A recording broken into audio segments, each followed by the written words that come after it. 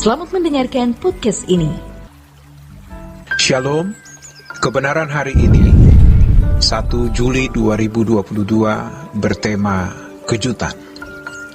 Kita harus menyadari bahwa banyak hal bisa terjadi di luar prediksi kita, sebuah kejutan. Bersyukur kita yang pernah mengalami kejutan-kejutan seperti ini dalam hidup kita. Tidak bisa disangkali, hidup ini memang banyak kejutan. Kita tidak tahu apa yang akan terjadi.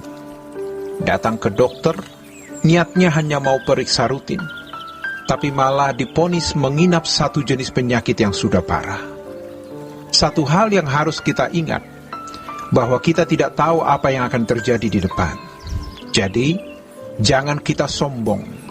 Jangan sampai kita dihajar masalah berat, baru berurusan dengan Tuhan. Ini orang-orang yang sombong dan sekaligus licik. Kalau keadaan aman, orang merasa tidak memerlukan Tuhan. Tetapi kalau keadaan kritis dan krisis, baru mencari Tuhan. Mari kita bertobat, mari kita sadar. Jangan menunggu tiba-tiba ada perang dunia, gempa yang membelah Pulau Jawa, atau anak gunung Krakatau meletus, baru kemudian kita mencari Tuhan.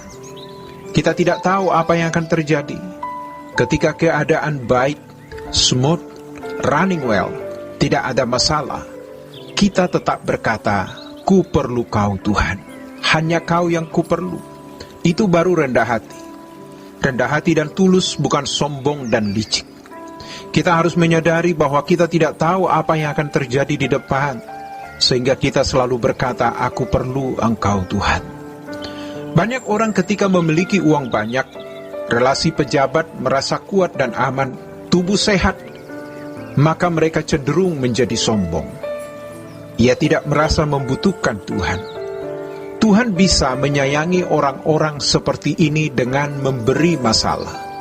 Kena suatu penyakit misalnya, atau orang yang dikasihinya yang sakit, atau kena masalah sehingga harus berurusan dengan polisi atau pengadilan. Setelah itu, baru dia mencari Tuhan. Dan Tuhan memakai persoalan-persoalan itu untuk membawa dia pulang, membawa dia balik kepada Tuhan.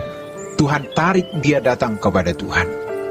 Tetapi setelah Tuhan tolong, pasti biasanya Tuhan tolong, dia sombong lagi. Mungkin Tuhan beri masalah kedua, atau bisa juga tidak. Justru lebih mengerikan kalau kemudian Tuhan biarkan.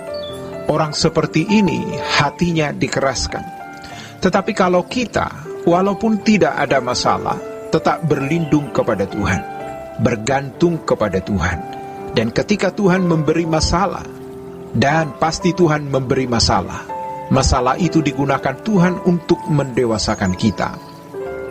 Jadi kalau orang merasa tidak membutuhkan Tuhan, sombong dan licik, Tuhan menggunakan masalah untuk menarik dia datang.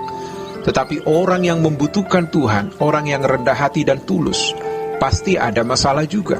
Hanya saja bedanya, masalah yang menyimpannya tersebut akan menggiring orang ini ke dalam kerajaan surga. Masalah-masalah itu menyempurnakan kesuciannya, menyempurnakan kekudusannya. Apakah punya masalah? Apakah dijahati orang atau dijolimi orang? Itu menyempurnakan kesucian. Reaksi-reaksi yang dilakukan berdasarkan firman yang pasti dia terima. Karena orang yang membutuhkan Tuhan tidak bisa tidak pasti mendekat kepada Tuhan.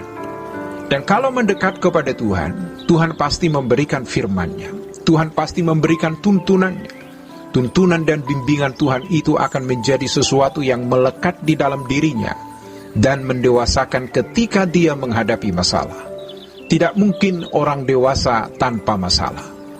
Ketika seseorang yang sombong dan licik, tapi Tuhan sayangi dia, Tuhan panggil dia untuk datang kepada Tuhan. Jika dia menerima panggilan itu, dia datang. Setelah dia ditolong Tuhan, lalu kemudian dia jadi sombong lagi, angkuh lagi. Kalau itu terjadi, maka hatinya jadi keras. Nanti ada situasi di mana kejahatannya disempurnakan. Sebab orang yang kuat secara ekonomi, kuat secara relasi, senang kalau ada orang bikin gara-gara atau mencari masalah dengannya. karena dia mau menunjukkan kekuatannya. Itu memberikan kepuasan secara pribadi baginya. Keangkuhan hidup itu kodrat dosa, itu sinful nature kita. Sinful nature, kodrat dosa. Keinginan daging, keinginan mata, keangkuhan hidup. Orang yang kuat secara ekonomi, biasanya dia ingin menunjukkan kekuatannya itu dengan berkonflik. Tetapi orang yang rendah hati dan tulus bisa saja mendapat perlakuan yang tidak adil, dibuli, dijahati. Tapi karena dia sudah biasa bergantung kepada Tuhan, mendekat kepada Tuhan, Tuhan ajar dia. Kebenaran yang dia terima itu dipraktekkan, bagaimana dia mengasihi musuh, bagaimana dia membalas kejahatan bukan dengan kejahatan tetapi dengan kebaikan. Dia menyempurnakan kesuciannya, yang satu disempurnakan kejahatannya, yang satu disempurnakan kesuciannya. Jadi, jangan menunggu ada masalah, kita baru mencari Tuhan. Perlindungan untuk hidup kita sekarang ini adalah kita mulai mencari Tuhan, walaupun tidak ada masalah. Demikianlah kebenaran hari ini. Tuhan memberkati. Sola Gracia.